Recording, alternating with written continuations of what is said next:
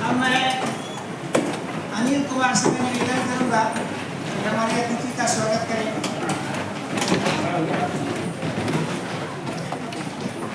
अरे भाई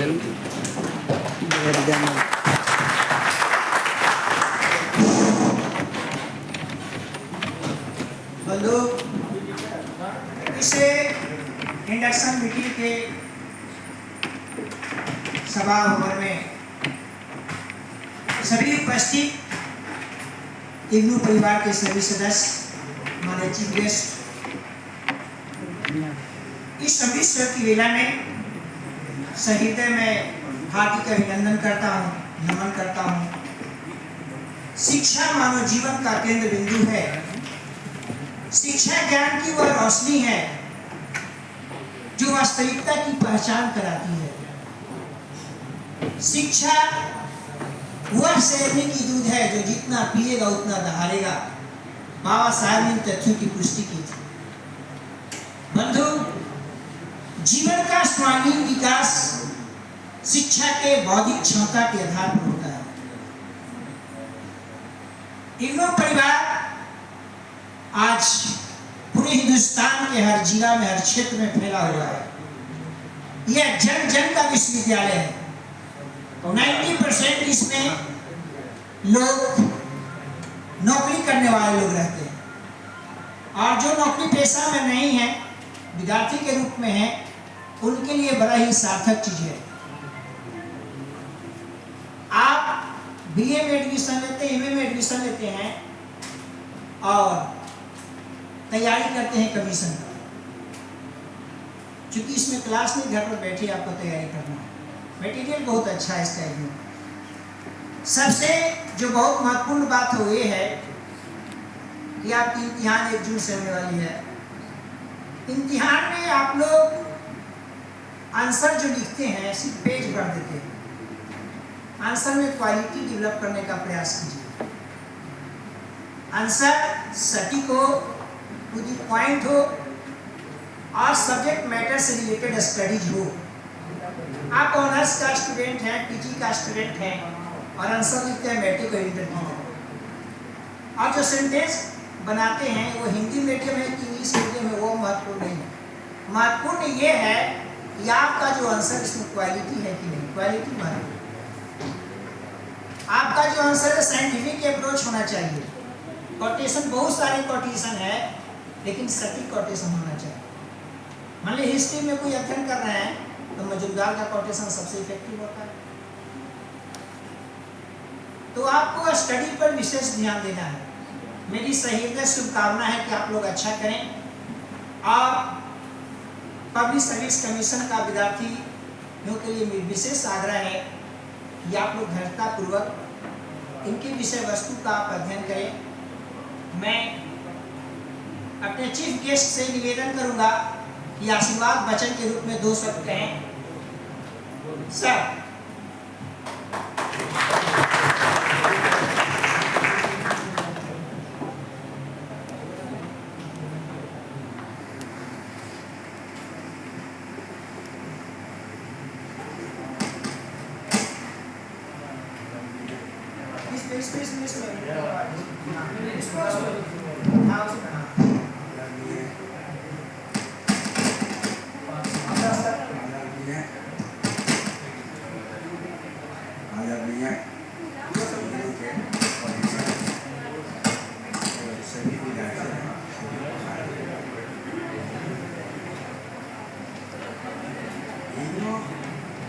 बहुत भेद है।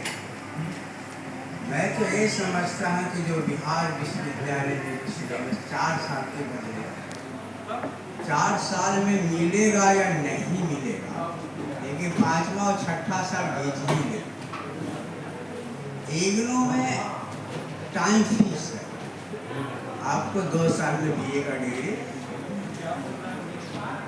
इसमें एडमिशन लेने में आपको 4 साल का बचत है लगभग। मैं बता 2 साल में फाइनल है, उसके बाद कुछ नौकरी लेना है तो कुछ टेक्निकल डिग्री लेनी है, जैसे बीएड हो गया, चाहे और टेक्निकल बहुत से कंप्यूटर हो गया, कुछ कुछ ले लीजिए जो आधुनिक परिवेश में तो ये इंटरनेशनल है और बहुत अच्छे केंद्रीय विश्वविद्यालय भी है और 5-6 कंट्री में भी चल रहा है और इग्नू की पढ़ाई हर जगह हो रही है और उसमें सिलेबस बहुत बेटर दिया गया है जो आप लोग पढ़िएगा भविष्य में काम। तो इग्नू मैं समझता हूँ कि बहुत अच्छी है और इसका टाइम फिक्स है परीक्षा का और परीक्षा समय से होता है, समय से रिजल्ट भी होता है। इग्नू के सभी विद्यार्थी से ये चाहिए कि अपना एडमिशन समय पे होता है, समय से परीक्षा होता है, समय से रिजल्ट होता है और इसीलिए बहुत। दूसरी बात है एजुकेशन की बात है तो बताया गया है जिस प्रकार पृथ्वी के लिए सूरज का महत्व है, उसी प्रकार इंसान के लिए एजुकेशन। एक कहानी है कि रावण को 10 मुड़ी थी, लेकिन वो तो विज्ञान के आधार पर कहना बहुत मुश्किल काम है, लेकिन ये है कि वो अपने जमाने में 10 बुक पढ़ा। एक बुक को लिखने वालों को बहुत परेशानी और कई मुसीबत के साथ सामना करके ही वो आगे लिखा। यदि आप उसे पढ़ लेते तो एक विद्वान का ब्रेन आपको ब्रेन में चला। एक किताब पढ़ते हैं तो एक ब्रेन हो और यदि 10 किताब पढ़ते हैं तो 10 दिमाग। यदि 100 किताबें पढ़ लेते हैं तो आपका ब्रेन का पावर 100 गुना बढ़ेगा। अभी इंडिया में 2 ही व्यक्ति है, एक ओशो था, वो लगभग 2 लाख किताब पढ़ा था। उससे फिलोसफर आज तक कोई नहीं। फिर भी नेट पर ओशो का देखिएगा तो बहुत सी चीज। जैसे हमारे जब बाबा साहब भीमराव अम्बेडकर वो लाखों पुस्तकों से ज़्यादा पढ़े, इसलिए उनका ब्रेन बहुत बड़ा था। और हम लोग तो एक ही किताब पढ़ने में कहते हैं कि हम बहुत पढ़ रहे हैं, अब क्या पढ़ें। ऐसे मैं कहता हूँ कि जितना आप लोग पढ़िएगा, पुस्तकें पढ़िएगा, उतने ही आपके दिमाग का विस्तार हो जाएगा और एक अच्छे इंसान बन सकते। इसीलिए कोशिश कीजिए कि थोड़ा अच्छे बुक करके स्टडी कीजिए सिलेबस के साथ और अपना भविष्य का निर्माण आप लोग स्वयं कर सकते हैं, कोई दूसरा नहीं करता। आप सो रहे हैं तो आपका भविष्य सोता है और पढ़ते हैं तो आपका भविष्य पढ़ता। इसीलिए कोशिश कीजिए कि थोड़ा हम लोग के पास एक आलस है और नींद है। आलस जबरदस्ती बेड पर पटकते रहता है, फिर भी उसे अच्छा कहते हैं कि ठीक खड़ा हो आराम करो।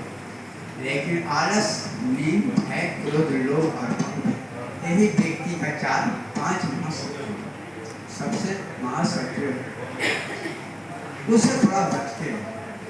वो आपको बेड पर पटक ही देगा, चाहे आप जितना चाहना। आलस छोड़िएगा तो ऊंचाई पर जाइएगा। हर समय पढ़ाई में थोड़ा मुसीबत नजर आती है। गर्मी के दिन में गर्मी नजर आती है तो ठंडे के दिन में ठंडा। कोई कहता है कि मैं भूखे में नहीं पढ़ेंगे और खा लेता है तो कहता है कि कहीं आराम में पढ़ेंगे। इसलिए हर स्थिति में सोच कोशिश कीजिए अच्छा पढ़ाई करें और एक आप लोग इस देश का भविष्य और जितना पढ़िए लिखिएगा अच्छा कीजिएगा, मेरे कॉलेज का नाम होगा, एक अच्छा विद्यार्थी बनते हैं। मैं शुभकामना करता हूँ आप लोग बहुत बेटर हो और आप लोग भी थोड़ा सा ध्यान दीजिए, थोड़ा पढ़ाई लिखाई, थोड़ा आलस पर कम ध्यान दीजिए। इसीलिए पढ़ाई लिखाई बहुत जरूरी है।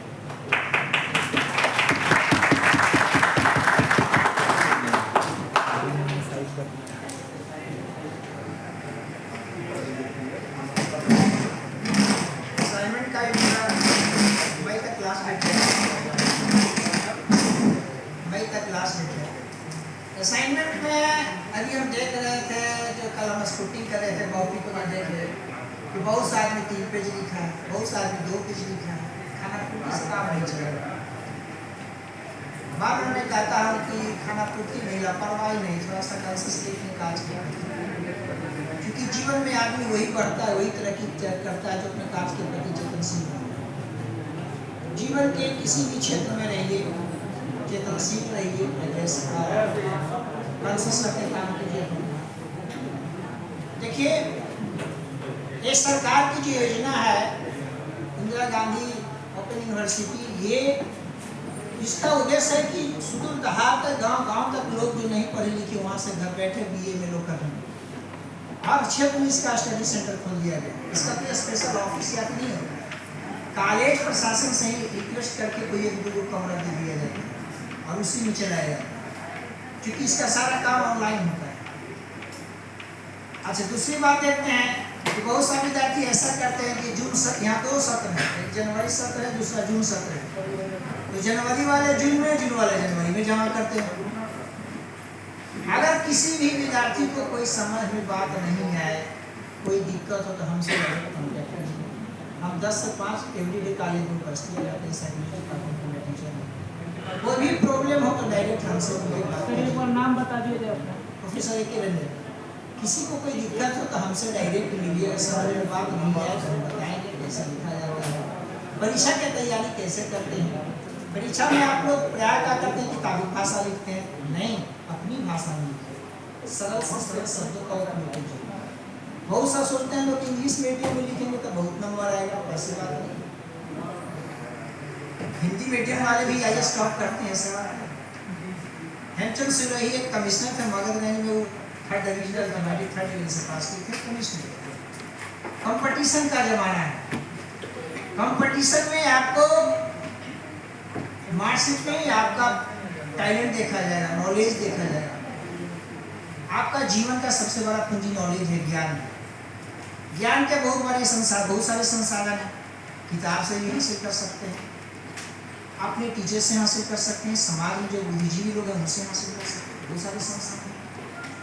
कहने का मतलब है सुसंगठित तरीके से ढंग से आंसर रखें। और सबसे जो महत्वपूर्ण ये है कि पढ़ने का उद्देश्य डिग्री लेकर के नौकरी करना नहीं, एक अच्छा नागरिक बने, एक इंसान बने। व्यक्ति का जन्म चाहे जिस जाति में हो, जिस धर्म में हो, जिसमें उसका जन्म लेना उसका कोई गुनाह नहीं है, उसका फ्लोर बन गया। आपको पूरे मानव समाज को कल्याणार्थ कार्य करना है। ऐसा सुंदर कार्य कीजिए कि आपका भी सर्वांगीण विकास हो, आपका परिवार का सर्वांगीण विकास हो, समाज का भी सर्वांगीण विकास हो और राष्ट्र का भी सर्वांगीण विकास हो। हमेशा जुनून होना चाहिए, सेवा समर्पण की भावना। आप ज़्यादा नहीं, जिस विभाग 90% लोग नौकरी करने वाले हैं जानते हैं, आप जिस विभाग में नौकरी करते हैं, जिस क्षेत्र में आप नौकरी करते हैं, सेवा समर्पण की भाव रखिए, सहयोग रखिए। और व्यक्ति जीवन भर सीखता है, जन्म से लेकर मरण तक सीखता है। सीखने की प्रक्रिया लंबी है, इसलिए अगर आप नहीं पढ़िएगा तो लगेगा कि बहुत कुछ जानते हैं, अगर पढ़िएगा तो लगेगा आप कुछ नहीं जानते हैं। क्योंकि स्टडी एक ऐसा चीज़ है, जितना ही आप गहन अध्ययन करते जाइएगा उतना ही लगेगा कि और अंदर गया और अध्ययन करें। हम लोग पूरा जीवन गुजारते हैं, फिर लगता है कुछ नहीं जानते हैं। बहुत सा हम लोग अपने स्टाफ से पूछते हैं। इसलिए आप 3 चीज़, मेरी बात को इम्पोर्टेंट नोट कर लीजिए। 3 चीज़ मन में विकृति नहीं रखेगा, अहंकार, ईर्ष्या और हठ। जिस व्यक्ति में अहंकार, ईर्ष्या और हठ आ गया तो हर चीज़ उपलब्धि रहते हुए फ्लॉप कर जाएगा। एक सहज भाव से, निर्मल भाव से, एक सजन की तरह, इंसानियत की तरह, एक मानवता अपने अंदर गुण विकसित करके एक जीवन का उद्देश्य है खुशहाल समाज का निर्माण करना। हमारा जो राष्ट्र है, हमारा जो देश है खुशहाल हो और आने वाला जो भविष्य है ये पूरे विश्व में एक अच्छा स्थान लाए। हमारा इंडिया पूरे विश्व में इंडिया जैसा कोई देश नहीं है, इस बात का हमें गर्व है कि हम हिंदुस्तान में पैदा हुए। तो हर नागरिक का, देश के हर नागरिक का कर्तव्य है कि हमारा समाज, हमारा परिवार सुंदर हो, हमारा समाज सुंदर हो, हमारा राष्ट्र सुंदर हो। सबकी उत्तरदायित्व, ऐसी बात नहीं कि यहाँ के प्रिंसिपल की जवाबदेही है, मेरी जवाबदेही है, हर व्यक्ति की जवाबदेही। तो सबसे बड़ी चीज है प्रेम, स्नेह, सभी व्यक्तियों से एक कुशल व्यवहार करना। बिहेवियर बहुत, वाटसन एक मनोवैज्ञानिक था, उसने कहा था कि आपका व्यक्तित्व का पहचान आपका कर्म क्षेत्र का पहचान व्यवहार से। जो समाज में मान्यता दिया गया है, मान्यताओं के आधार पर प्राप्त कहा भी गया है कि मानवीय मूल्यों के आधार पर जो शारीरिक और मानसिक गतिविधियों को संचालित करते हैं वही हमारा कर्म। अपने परिवार के प्रति, अपने माता पिता के प्रति, अपने समाज के प्रति, अपने संस्था के प्रति, अपने राष्ट्र के प्रति जो जवाबदेही है पूरी लगन के साथ और पूरी ईमानदारी के साथ, निष्काम भाव से। समाज में ऐसा भी लोग मिलते हैं, कहते हैं कि सर हम तो भलाई के काम करते हैं, हमको बुराई हो जाता है। नहीं, आपको उस पर ध्यान नहीं देना। जो प्राकृतिक तत्व है वो सबको देख रहा है, नकारात्मक तथ्यों को भी देख रहा है, सकारात्मक तथ्यों को भी। प्रकृति उसी को सहयोग करती है जो सकारात्मक तथ्य की ओर होती है। इसलिए आप लोगों से निवेदन है, आप हमारे छात्र हैं, आप अच्छा करेंगे तो हमें बहुत अच्छा लगेगा, क्योंकि आप हमारा भविष्य है, हमारे समाज के कर्मधार हैं, देश के कर्मधार हैं। इसलिए मैं आपसे अपील करूंगा कि हमेशा अपने मन में सकारात्मक सोच रखें, सकारात्मक कार्य कीजिए और सकारात्मक दिशा में कार्य कीजिए। अगर कोई व्यक्ति आपके प्रति नकारात्मक सोचता है तो उस पर ध्यान देने की जरूरत नहीं है, हमको सकारात्मक बनना है और उद्देश्य ये रखना है कि मेरी जो अंदर जो खुशबू उत्पन्न होए वो खुशबू पूरे समाज का खुशबूदार समाज बने। जय हिंद, जय भारत।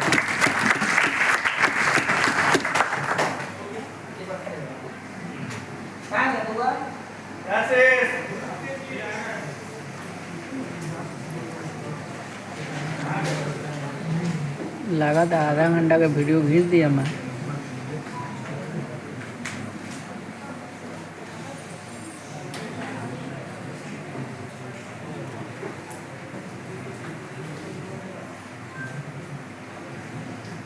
जय हिंद, जय हिंद, जय हिंद, जय हिंद, भारत माता की जय, भारत माता की जय।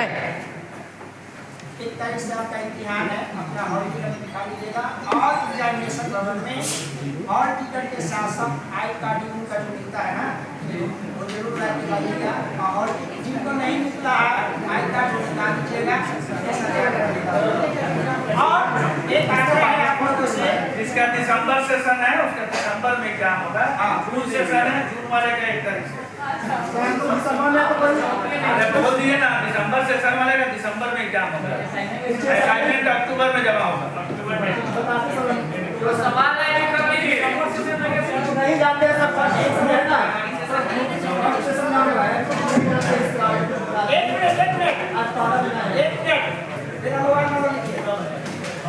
मोबाइल नंबर लिखो इनका, हमको देना है, जल्दी लिखो।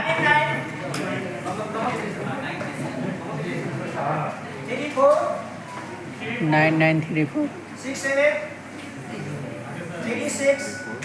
67 लेकिन एक आग्रह है 5 बजे के बाद फोन कीजिएगा। 9934 लिखना बोले तो 5 बजे सीमा हो गया है। 9934 67 3652 5 बजे साथ 52 लास्ट में 52।